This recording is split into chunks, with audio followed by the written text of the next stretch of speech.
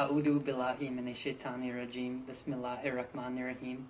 Assalamu alaikum. My name is Bred, Ibrahim, and I'm here today to tell you my story about how I converted to Islam. I first became interested in Islam in college.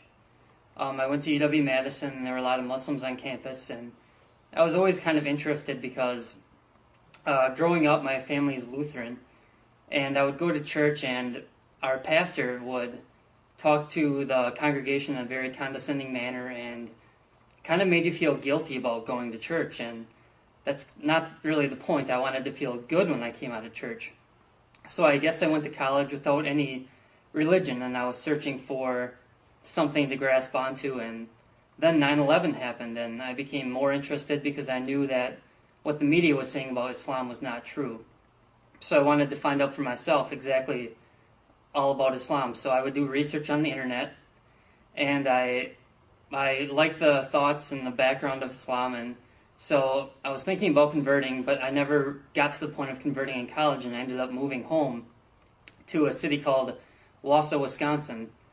And I had just graduated from college. I knew I was going to take a year off before I went to law school, and I didn't really know what I was going to do.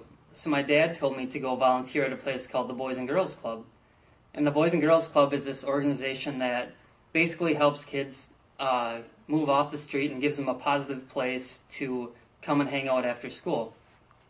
And I told my dad, I don't like working with kids. I don't even like kids. Why would I want to go do that? Well, I ended up going, and within the first hour, I absolutely loved it. And so I volunteered there for 3 months. And then I saw an ad in the paper for the same position in a city called Stevens Point, a city that's a half hour away from Wausau. So I went there and interviewed with them, and it went really well, and they offered me the job. And so I had 2 job offers, one from Wausau to stay on for the year, and one from Stevens Point. So I went home and was talking with my family about which job I should end up taking.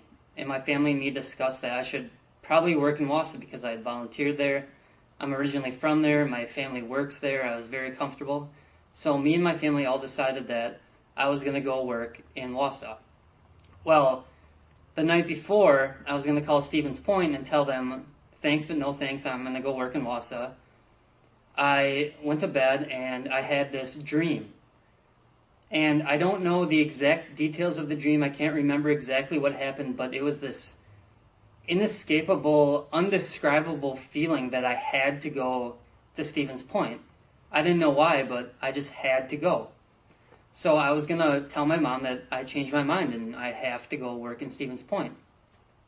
Well, I came out of my bedroom, which is in the basement of my house, and I walked upstairs, and my mom came out of her room at the exact same time, and she just looked at me and she said, "You have to go work in Stevens Point." And I said, "Why?" And she said, "Well, I had this dream last night that you have to go work in Stevens Point." I said, "Really? I had the exact same dream." She said, "Yeah, you have to go." So I called him up and said, "Yeah, I will come work for you." So what happens? Well, the first day I start my job, I'm having my initial training and things, and oh, guess who walks in but a hijabi girl. And first time I saw her, I had this kind of feeling that I'd known her, or something very comfortable, and it was a really strange feeling because she wasn't even supposed to be there or anything. Well, I ended up working with her and ended up talking to her and just asking her questions about Islam, and ended up then going to her house and learning with her mom for about 5 or 6 months before I ended up converting. And I really feel like the reason I had that dream or that indescribable feeling, my mom also had that same indescribable feeling, was for God to send me to Stevens Point so that I could convert to Islam.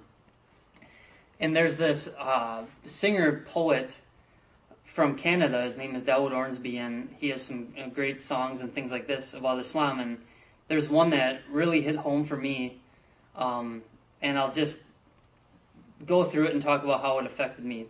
The song is talking about an ayah from the Quran where Allah says that when you see the ground and it's dry and cracked and He sends rain down to it, it can flourish again and grows.